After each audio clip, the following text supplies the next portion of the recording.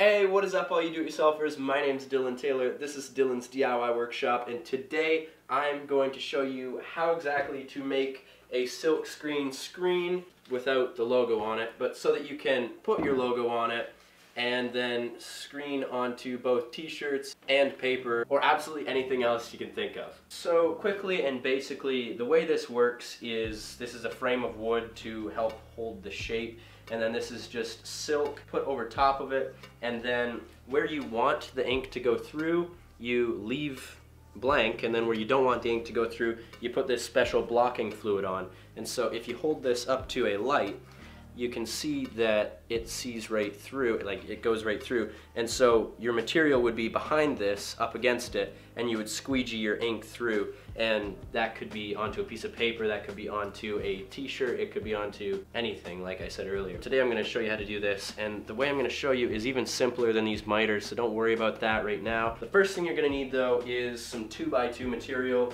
and you can get this at your local hardware store or lumber yard. That's where I got mine. Okay. So the way that we're going to assemble this is not like the miter joints like I just showed you there. It's going to be butt joints, which means we're going to have either all four pieces the same length and then organize them kind of like the way you would close a box lid on itself, like a cardboard box if you wanted it to stay shut, like one flap over the next flap over the next flap over the next flap. Either like that, or you're going to have two that are longer than the shorter ones. It really doesn't matter how you do that. For me, I'm just going to make them the exact same size as the existing ones that I have because they work on the silk screen press that I have. If you don't even have a silk screen press, it really doesn't matter how big it is. You just have to make it so that it's the right size for whatever design you're going to make. This one right here has the outside dimension of the screen that I have is 21 inches by 21 inches. So I'm just going to make this the same thing. I've got an 8-foot 2x2, which is going to work perfectly. Let's go. The first thing you're going to want to do is move your microphone out of the way. I'm actually live streaming this right now, and if you want to see the behind the scenes of me actually creating this video, go check it out. Click right here on the screen. So like I said, the screens that I had were 21 inches by 21 inches, so the width of this 2x2 is 1.5 inches by 1.5 inches, so some simple math, 19.5 inches is the length of each piece that we're going to put together if we're going to do butt joints and put them together like this, so that this one goes to this one, that goes to that one, that goes to that one. I made 2 of these screens so far, and we're going to make the other 2 right now. And then I'm going to show you how to actually stretch the silk screen over top of the frame that you've made. So go ahead and measure out whatever size you need, or if you're going to make it the same size as mine, go ahead and make it 19.5. It's nice if you have a square, so just draw one line here, flip it 90 degrees, draw another line in the same spot. And then the way I'm going to do it is I'm going to look at both of those lines while I'm cutting down through this with the handsaw, and from that I should be able to keep it fairly square at the end. So draw your lines so that they look kind of like that, and then what you want to do is use a clamp to hold it down to a tabletop or put it in a vise, one of the two. My favorite type of clamp is a C-clamp just because of like how sturdy it is, and like once you just crank down on it, like it just doesn't move, and it's even got crushing power if you really need to like either squeeze something into another part like a press fit or like, you know, whatever. It's not like one of those stupid Irwin quick clamps that like when you squeeze it a bunch of times it starts slipping and then you break it. Like this is very hard to break by hand. I've only ever broken 2 C-clamps. Okay, so the next thing that you're going to want to grab is a saw. If you have access to any kind of power saw, just probably use that. Like if you have a miter saw, go ahead and use that. If you have a circular saw, probably a better option than a handsaw. If you've got a Sawzall, maybe not a better option than a handsaw, but would definitely be quicker. So grab a saw of some sort. It doesn't have to be a miter type saw like this. This is for cross cutting. It could be any kind of saw. Take it to your line, and on the back corner, just gently roll the saw backwards over top of the waist side of the line. And this should give you kind of like a little nick like that the saw blade's gonna fit right into. So with that little nick, you can maybe roll the saw backwards again to make it a bit deeper, and that's just gonna make it much easier to keep the cut straight once you get it started.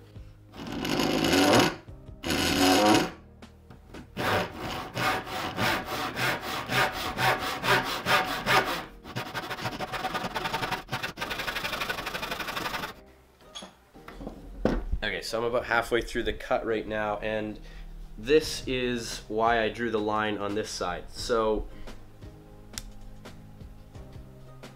I just basically follow and keep the saw on the waist side of that line, and it should make it fairly square. I mean, as square as you can get with a handsaw and some really crappy wood.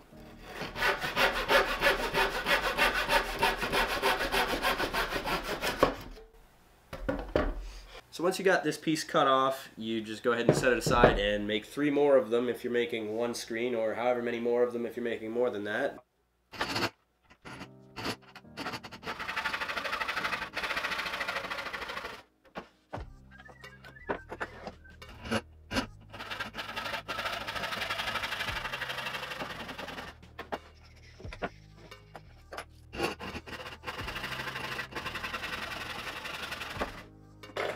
Okay, so now that you have all of these, you want to make them smooth because they're fairly rough if you bought 2x2s likely. So you're going to probably want to sand them down. This is some 150 grit sandpaper. It's the lowest one I've got on hand right now, and it's just on a little sanding block. You can either make your own sanding block, get your own sandpaper, have a belt sander, like it really doesn't matter. You even use a rasp maybe. But basically you just want to smooth the surface out so that it's not all rough.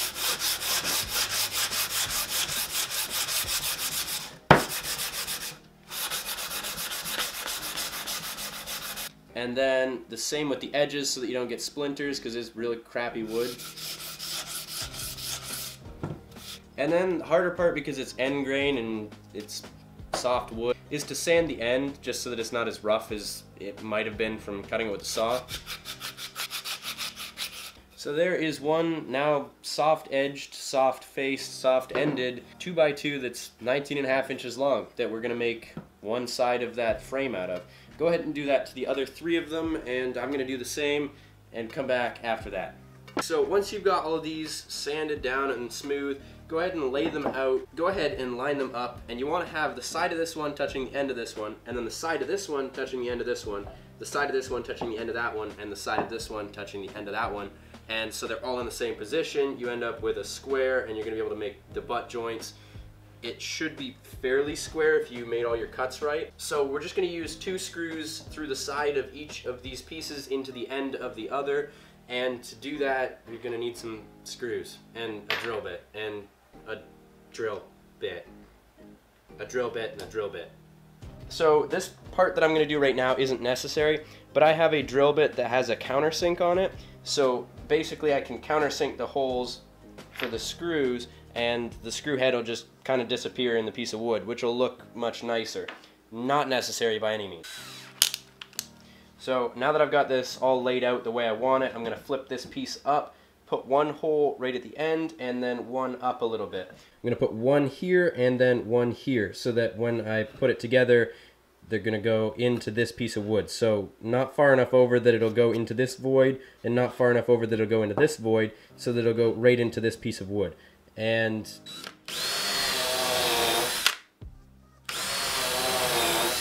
if you are going to do the countersink, cool, do that. If not, go ahead and grab a bit that is the same size as the smaller diameter of the screw that you're going to use. So smaller than the threaded part, so that it actually still has something to bite into once you drill your hole. Press this up against the other piece that you have. So press it up against this piece that it's going to actually attach to. Drill the hole through the hole that you already have, or in the spot that I had mentioned. So you want to hold these together fairly well, but keep your hand out of the way just in case the drill bit pokes through.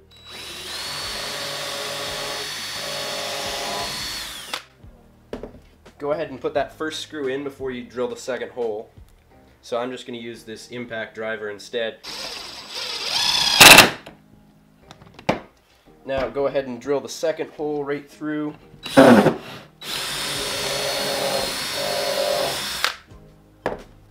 And put the second screw in.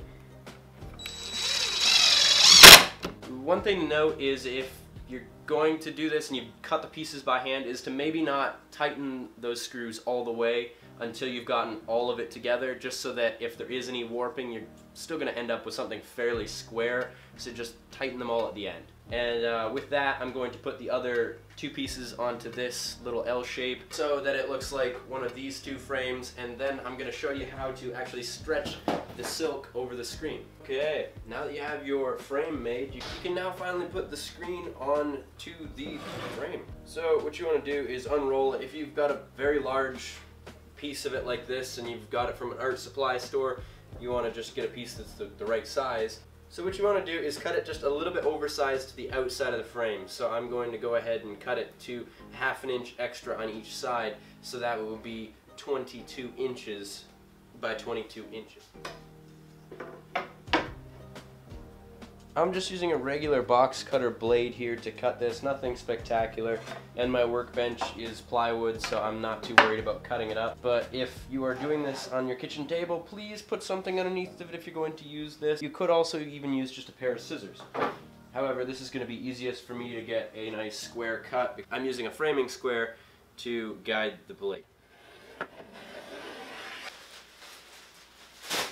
Okay, now that you've got your frame, you've got this piece of silk cut out, go ahead and pick a side that you're going to lay it on. You're going to want the side that's going to have more flat butt connections between the two. So I'm going to say this side in particular. Lay it down right here. So what you want to do is just staple one of the sides down once you've got it laid over top. I'm using a stapler that looks kind of like this with T50 staples, I believe. I'll show you what staples. These are the staples that I'm using. Super duper simple, just lay a staple down. I'm going to go on a diagonal angle. It seems to work the best at holding the screen. So go on a diagonal angle in the middle of the piece of wood. Right there. Then what you want to do is do it on the opposite side, pulling it as tight as you can without ripping it. Obviously there's only one staple holding it, so it'd be fairly easy to rip it. Go ahead, pull it kind of tight. Staple there. Same with the middle on either of the other two sides. It doesn't matter which one you do next. I try to keep all the staples going the same direction, so on the same angle. Now that you have it looking somewhat like this, you've got a staple in each of the middle of the sides. Basically, we're going to pull towards the corners. We're going to pull as far this way and as far that way as we can, and then staple right here. And then we're going to do the same here, and then the same here, and then the same here, and then here, and then here, and then here, and then here. And we work our way around in a circle so that there's even pressure on all sides. And don't worry about it not looking tight right away, because as we pull towards the corners, it's going to get tighter and tighter. You want to make sure that your staples are down as far as they can be, so whether you have to push really hard on the stapler so that they are flat, or whether you have to take a hammer and hit each one as you go.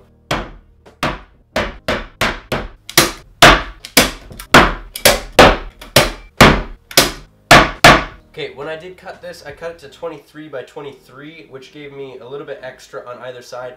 That little bit extra is very nice to hold on to get that extra leverage to pull it tight. So that's something to keep in mind. If you can go as much oversized as you feel comfortable. So it's super simple. Once you get to the corners, all you do is just keep pulling it tighter, and you just gotta make sure that it's tight. And you can do that by just kind of tapping it. Just look to see if there's any lines that you could maybe pull out and make tighter by pulling it further to the corner. So you could take that extra bit and staple it to the edge right here. That's one option.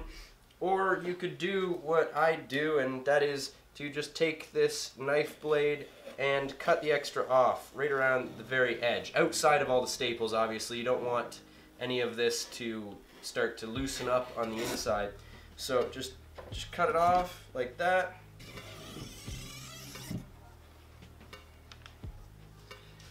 Now, if you've chosen to do it the way that I just have, and that is to cut the pieces off, then you're going to want to just have some kind of tape over the edge. And my favorite kind of tape is tuck tape, so that's just what I use. You can use packing tape, but I would suggest something stronger like tuck tape. And it's done me well. It has not failed on any of my screens, and it seems to be fairly water resistant if it was put on proper. And that's just going to give the staples just that extra little bit to hold everything together. I will leave an Amazon link in the description for some of that tape and for a clear version of that tape if you really want it to look clear and you don't like the red look.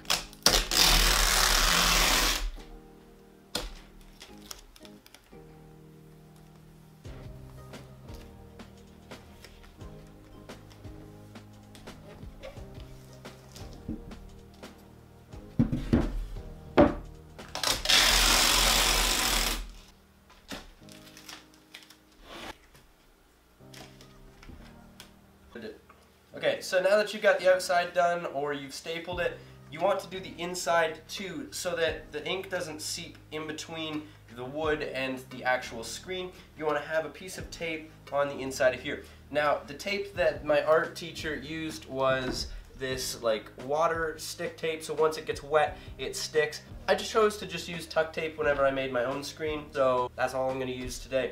And just grab the piece of tuck tape, approximately the same size, and put it on the inside edges of all of these frame rails, and then you are done and you can make your own. Then you are done and you can put your design on the screen. It's that simple.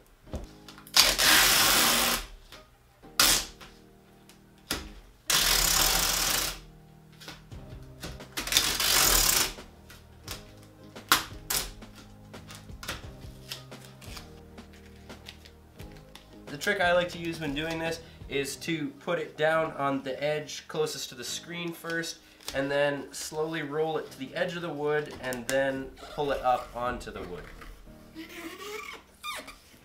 And there you have a screen to screen print with. And that, my friends, is how to make a screen to screen print with. The simple, very easy way with very limited. Thank you all so much for watching. I hope you guys enjoyed the video, maybe learned something. I'd like to say thank you to our #1 Patreon supporters, Randy and Robinbird. If you'd like to help support me in creating videos like this and also daily videos on my other channel, please consider checking out my Patreon. There will be a link in the description of this video. I'm going to be using these screens in the near future. Within the next week, I'm going to be making my own t-shirts. Alright guys, that's going to be it for this video. If you guys are new, please subscribe. If you guys are already subscribed, please share this video with a friend. And as always, if you guys enjoyed the video, give it a big old thumbs up. We'll see you guys all next time. Peace out.